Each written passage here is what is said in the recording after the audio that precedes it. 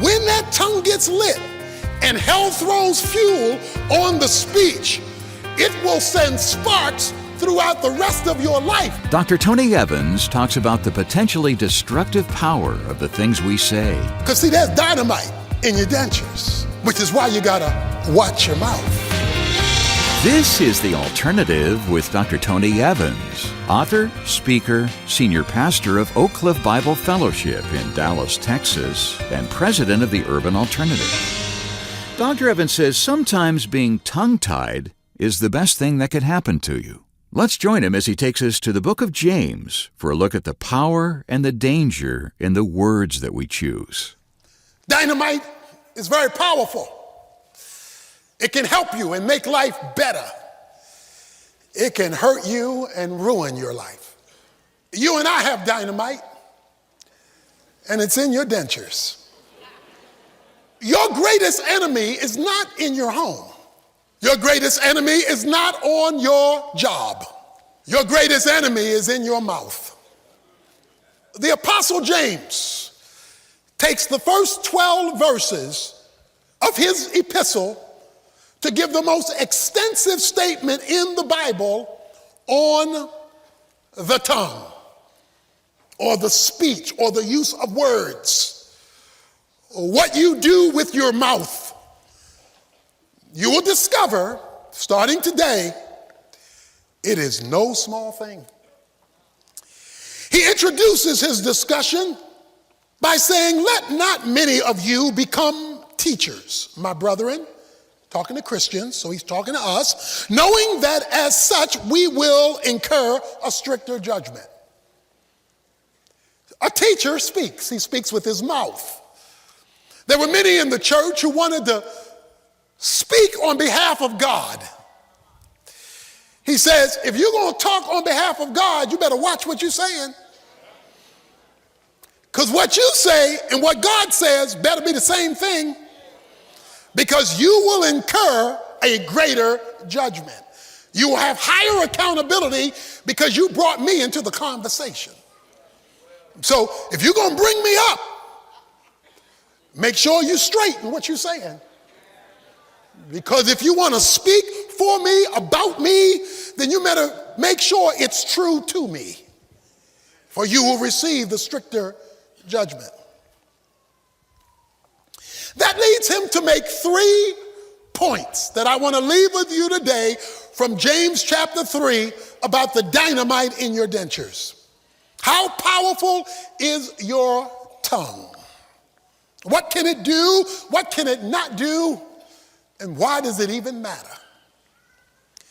The first thing that he wants you to know is that your mouth has the power to direct the rest of your life. Your mouth has the power to direct the rest of your life. Verse 2, "For we all stumble in many ways. If anyone does not stumble in what he says, he is a perfect man, able to bridle the whole body as well."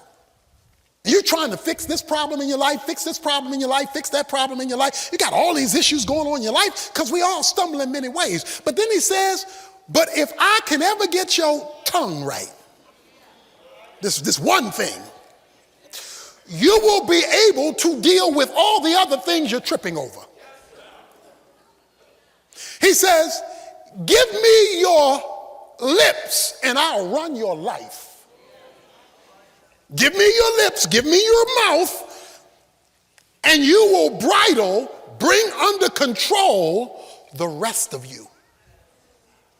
He goes on to the second point. Not only is there power in your mouth to direct your life, there's power in your mouth to do damage to your life. Verse 5, "So the tongue is a small part of the body, and yet it boasts great things. See how great a forest is set aflame by such a small fire. And the tongue is a fire, the very world of iniquity. The tongue is set among our members as that which defiles the entire body, and sets on fire the course of our lives, and is set on fire by hell." There's some deep stuff. He says, your tongue is a match that starts fires.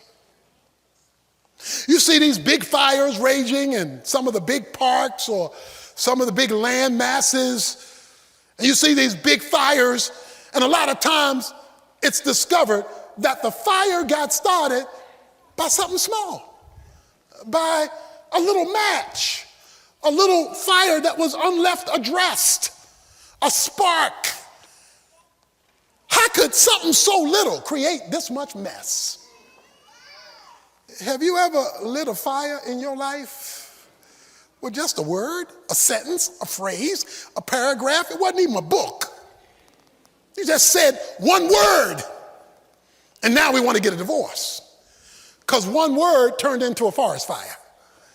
You forgot where the match was because now the whole forest is on fire.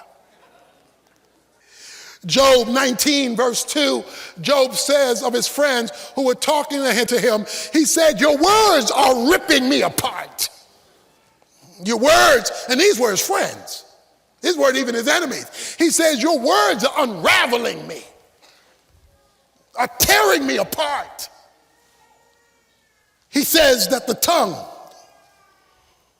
can wipe out a whole bunch of stuff. It was October the 8th, 1871, when Mrs. O'Leary's cow in Chicago accidentally knocked over the lantern. The lantern knocked over by Mrs. O'Leary's cow set the barn on fire. The barn on fire spread. That led to the fire of Chicago in 1871 when 100,000 people were homeless, 7,500 buildings were destroyed, 300 people died because a cow knocked over a lantern. That a little lantern ran crazy through a city. You have one black person to say the wrong word to one white person, or one white person to say the wrong word to one black person, or one Hispanic person say the wrong word to a policeman, or the policeman say the wrong word to somebody else, and you can wind up with a race riot because all you got is a match. But now folk are coming from everywhere, all in the streets, and buildings are burning, and chaos is erupting, all because of a word, one sentence, one phraseology. And all of a sudden, there's cultural chaos because of the tongue. The president says, we're going to war. That's only one sentence. Oh, but that one sentence can cost lives, can split families, can bring disaster. It's only a phrase, but there's a lot of dynamite in those dentures.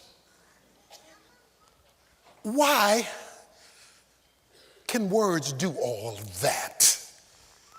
Why? Can we start with one little problem and one little phrase cause us not to speak to each other for years? Cause us to downright wind up hating each other, whether it's family or races or whatever it happens to be. How can my mouth do that much damage? He tells you. He said, because your tongue is a fire, the very world, verse 6, of iniquity. The tongue is set among our members, our body parts, as that which defiles the entire body and sets on fire the course of our life and is set on fire by hell. So when you speak, hell is looking for an opportunity to take a spark and create a fire. It's set on fire by hell. And trust me, hell has a lot of fire to go around.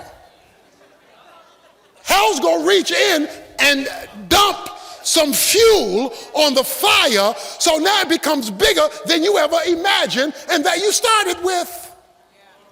So your speech is not just your speech is your speech helped by hell. So hell will help your speech. And watch this, it sets in motion the course of your life. Wait a minute now. I thought you were talking about my tongue. I am, and he is, but he's saying there is an attachment of your tongue to the rest of your life. The word course means a wheel, a wheel. So picture the wheel as your life. It's a circular wheel. Inside the wheel are spokes. Spokes are the various parts of your life, like bicycle spokes on a wheel. So the wheel is your life. You've got these spokes coming up in your life that deal with the different elements of your life. Your work life, your family life, your financial life. You got all these spokes. A wheel turns. You've seen wheels turning in circle with fire coming out of it. And the wheels going real fast in a circus or something else, and the spokes are coming out. He says that your tongue spins the wheel. The wheel is your life. The spokes in the wheel are the parts of the circle of your life. And he says, when that tongue gets lit and hell throws fuel on the speech, it will send sparks throughout the rest of your life. That's why when one thing goes wrong, it begins to affect other things because it's spinning, but the spokes are attached. And because the spokes are attached to the wheel, when hell gets the wheel going, it can infiltrate all the spokes so that you wonder why this is wrong, that is wrong, this is wrong, because it's attached to the wheel. The wheel is your life. Hell is exacerbating the wheel that have been struck when you lit the match with your tongue.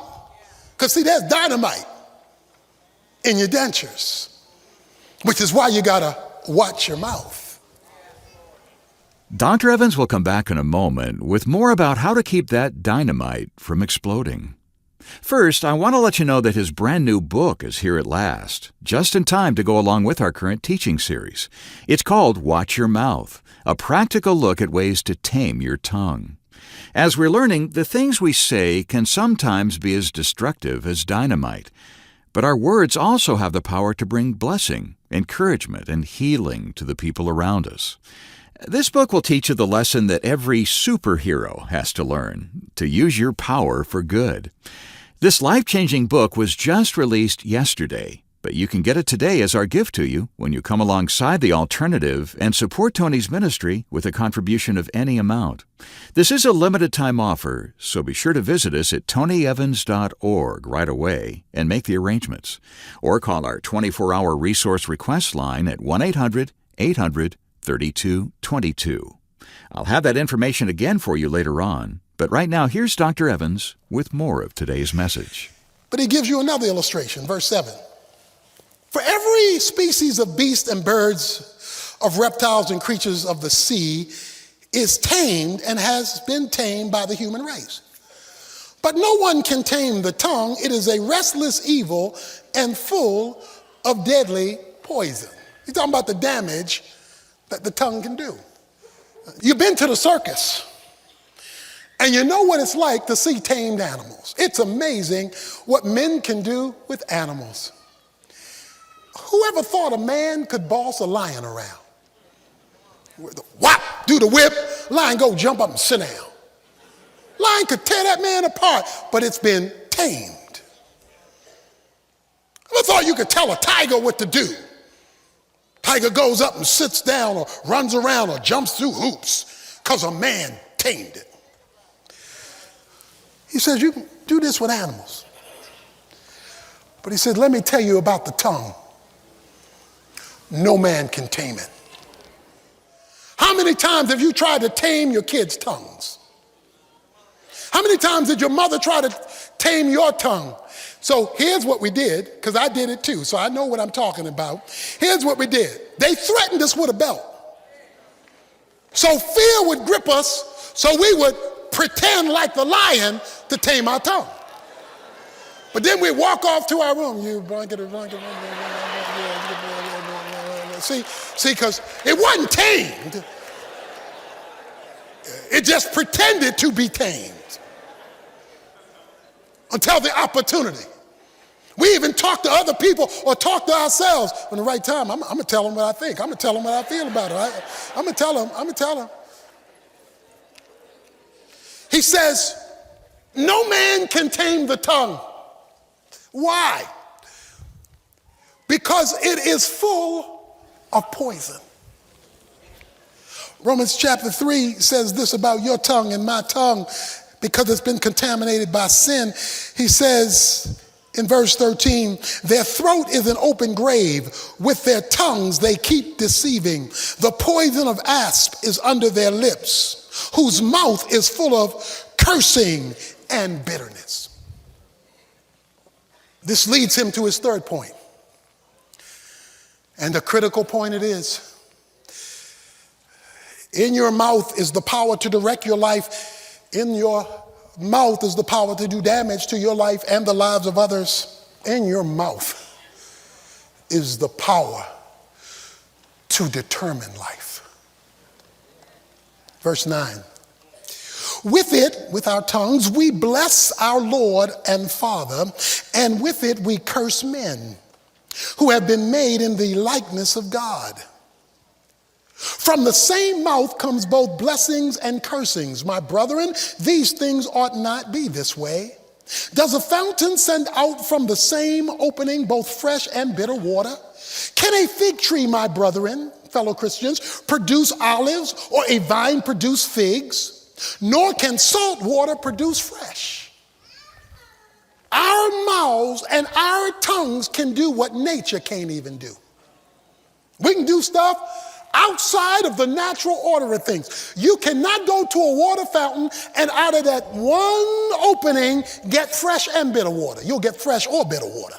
You can't do that. You can't go to a grapevine and get figs. You can't go to an apple tree and get oranges, because nature doesn't operate that way.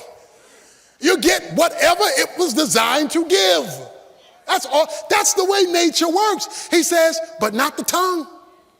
He says the tongue is so unique, it can contradict itself. Out of the same mouth comes blessings and cursings.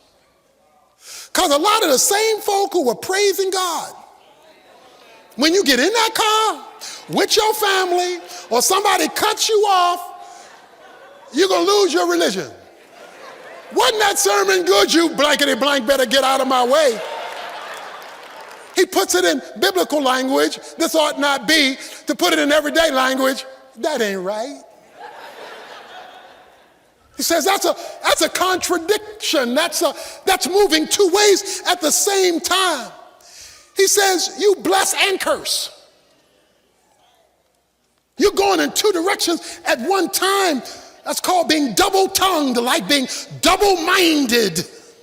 He says these things ought not to be. Why is it that way? Because hell lights the fuse of the tongue, because hell wants to control the life. But when God gets control of the tongue, God will have control of the course, the circle. And when God gets control of the circle, some of the things that are wrong will disappear, because he's controlling the bit in the mouth that controls the life and the 1,500-pound beast. When God created the world, he didn't wave his hand in the air like he just don't care. When God created the world, he didn't nod. No, when God created the world, he spoke. He said, let there be light. Let the land be separated from the water. All that happened in creation because God was talking.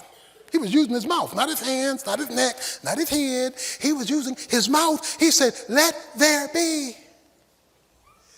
When God wanted to explain Jesus to us in John 1:1, he said in the beginning was the Word. And the Word was with God, and the Word was God. In verse 14, and the Word became flesh. When God wanted to describe Jesus, he talked about speech, the Word. When he wanted to teach Adam how to live his life, he gave Adam his Word, because Adam was created in the image of God. And since the image of God includes speech, Adam was given speech, something animals are not given. And so Adam spoke. Oh, but when Slick showed up in the garden, he started talking. And he started doing what God did. Why? Because he understood something we don't get. Proverbs 18:21, a scripture we will repeat throughout the series. Proverbs 18:21, Life and death is in the power of the tongue. You have the power with your mouth to kill you and other folk. You have the power in your mouth to give life to yourself or other folk, because you are created and men are created in the image of God. And when God speaks, life came. When the devil spoke, Adam and Eve got put out of the garden and death came, because the woman told Adam, Adam reacted and told God, and so you got all this talking going on in the garden. Satan wants to control your speech because he wants to control your life. But he says, if I get the bit in your mouth, I'll move the beast of your life. Because life and death has a power. And life and death's power is the tongue. If you and I get this straight, the circle of our lives will change. Dr. Evans will come back in a moment with a great illustration to wrap up this message from his brand new teaching series, Watch Your Mouth. It includes today's lesson and 10 others, dealing with ways to use our words as instruments of healing, not weapons of war. It contains additional content we won't have time to bring you on the air, so check into getting a copy to review on your own or share with your church. All the details are waiting for you at tonyevans.org. While you're there, don't forget to check out that brand new book I mentioned earlier, also called Watch Your Mouth. It builds on our current series with life-changing insights into developing the self-control you need to keep your tongue in check. As I mentioned, if you contact us before time runs out, we'll send it to you as our thank you gift when you help us keep Tony's teaching on this station with a contribution of any amount. Make the arrangements today at tonyevans.org. Or you're always welcome to call our resource request line at 1-800-800-3222, where staff members are standing by 24/7 to help you. Again, that's 1-800-800-3222. Tomorrow, more from Tony's new series on taming the tongue, as he explains why the real problem isn't just what's coming out of our mouths, but what's going on in our hearts. You won't want to miss it.